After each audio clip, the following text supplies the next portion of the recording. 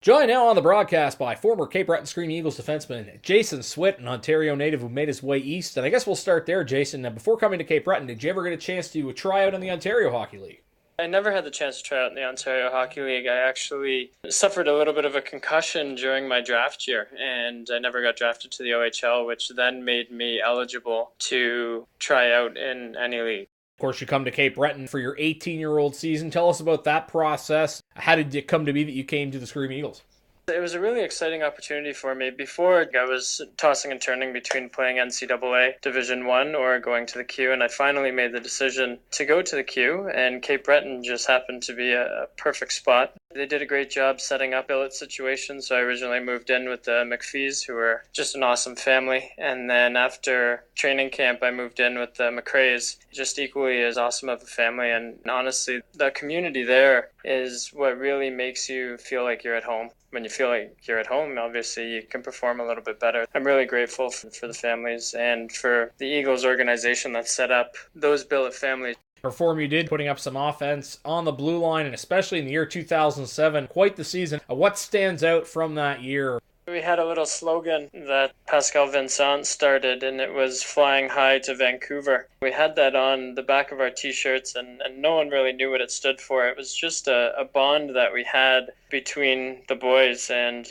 I think it really helped us rally together. We had a really great team. We were going in ranked top 3. Playoff hockey, it really forces you to elevate your game, and some people, when the pressure's on, they perform really well. Unfortunately, as I'm sure many Cape Breton fans would remember, we were up in the series. It just happened to be Letang and Marchand that continued to play their roles very well, and I think they defeated our whole team. But the experience itself, playing with the group of guys we played with, was just phenomenal.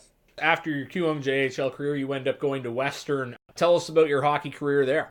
I always found school to be very important, and when I took that opportunity to play CIS, it opened my eyes to some incredible hockey. We had the opportunity to play against Division I schools. We had the opportunity to play against some of the World Junior teams. Czech Republic was one of them.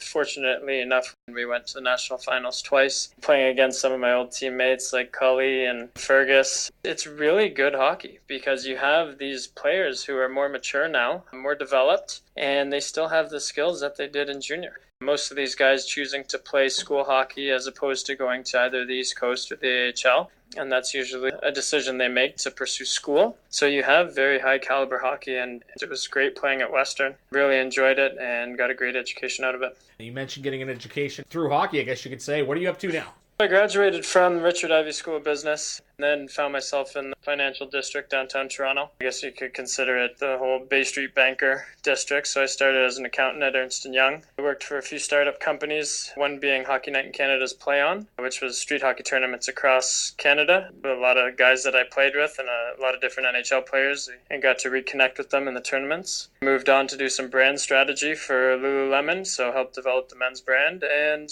made the decision to start teaching. I had a vast experience in the business world, and I wanted to be able to bring that back to the educational community. I'm teaching high school business and coaching hockey. On the personal side, I got married to a beautiful wife, Taryn.